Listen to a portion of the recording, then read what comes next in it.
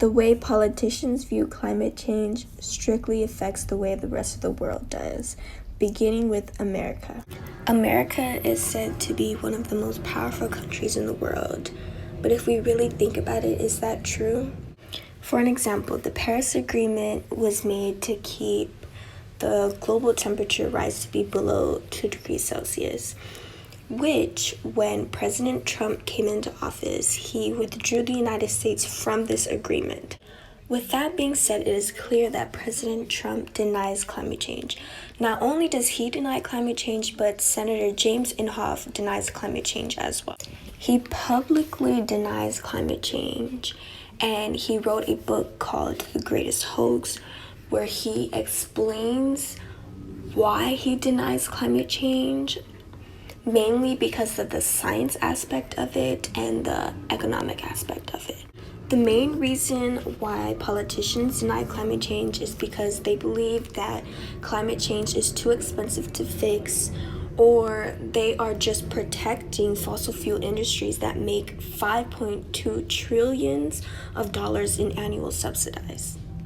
Now we are moving on to China, and the president of China, who is Xi Jinping, met with President Obama in 2014, and they both agreed to curb both of the countries' fossil fuel emissions levels. This was the start of China's process to become a more green country.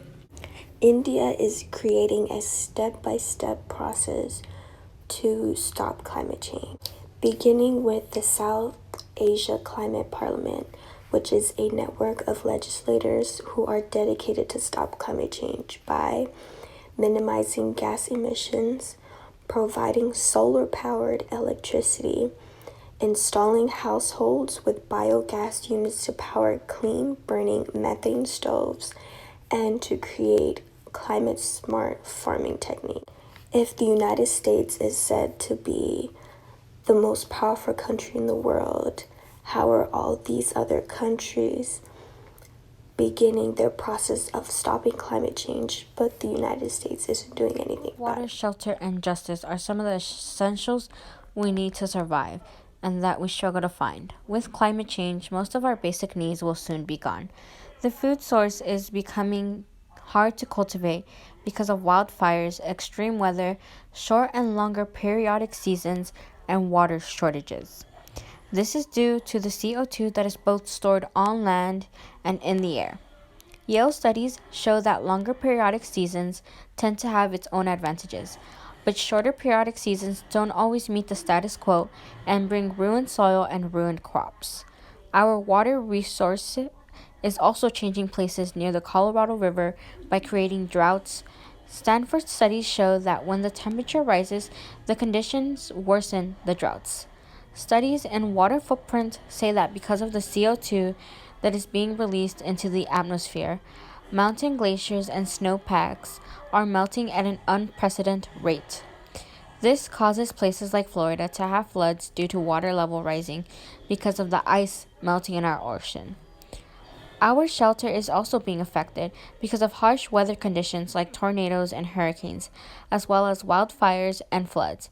An example would be Australia, who had wildfires that affected both human life and the plant and animals that give us life.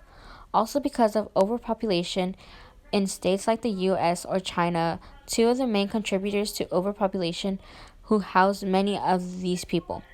Justice is also being affected because conservative Republicans fail to see the importance of climate change and its effect on their own environment. Third world versus first world, and the rich versus the poor. The first world consists of the United States, Western Europe, and their allies, which are all considered industrialized capitalist countries. The second world was the former communist bloc consisting of the Soviet Union and some countries in Eastern Europe. The remaining nations, which aligned with neither groups, are considered the third world, which make up 9% of the world's population. The world's richest 1% have more than twice as much wealth as 6.9 billion people. Almost half of humanity is living on less than $5.50 a day. The unpaid care work done by women is estimated at $10.8 trillion a year, 3 times the size of the tech industry. Unpaid care work is defined as the production of goods or services in a household or community that are not sold in the market.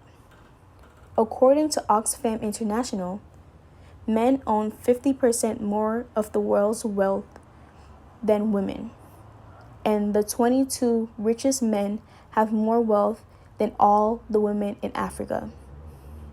To leave off with a question that is quoted by Forbes: what is more important to these hundreds of millions of people? That they are no longer starving, or that the wealth of multimillionaires and billionaires may have increased to an even greater degree than their own standard of living? So I think what a common misconception is that a lot of people don't realize that with climate change, it's more of a collective thing. It's such a big task. We don't realize that, or I guess you could say that some people feel like it's beyond us. It's too big of a task for anybody to really actually get anything accomplished. So the whole idea is like changing that view on climate change and basically not feeling helpless in the whole situation, because there's a lot of change that could be done like with climate change, especially if it's done collectively. Together, so much more could be done, so much more change, and a lot of things can, I guess, progress if people change their mindset about climate change. I know it's something that seems scary and a little intimidating, I guess you could say. But in order for us to actually make some like an extreme change, you will have to do it collectively, and that's including everybody, not just one country. And because I know that's an argument. It's like, oh, I think another problem is with us deciding what countries is being the top polluter and this and that, arguing back and forth and focusing more on the economical aspects of climate change itself. But if you think about it, if people understood the changes that could be made with climate change and like how it could affect us, they'll realize that if there's not a change, that we can have we'll have an economic change, and 2, we'll have the physical change. So when people realize that they start seeing the physical changes, they'll realize that this is something that has to be stopped in some way and soon, because otherwise then nothing will be done. Everybody, in a sense, will be destroyed. When we usually talk about climate change, we usually talk about how it's affecting us in our everyday lives, which is crucial. But it is also very important that we talk about how we are going to fix and rebuild our entire planet. We talk about rebuilding, and the one thing that we really need is consistency with everyone. We take for granted our forests, and we abuse them to just take their oils, and we don't take care of it as we should because they provide so much for us. Talking about rebuilding can help you start a plan, but you can't start a plan if you're not aware of what's happening around you.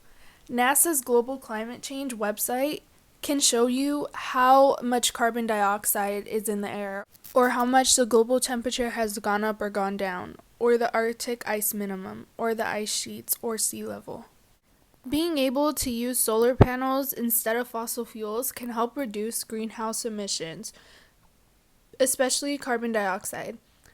Not many are fortunate to be able to have solar panels, but more schools should look into using solar panels because they do use a lot of energy and electricity. Simple things like turning off the light when you leave a room can have a huge impact on climate change.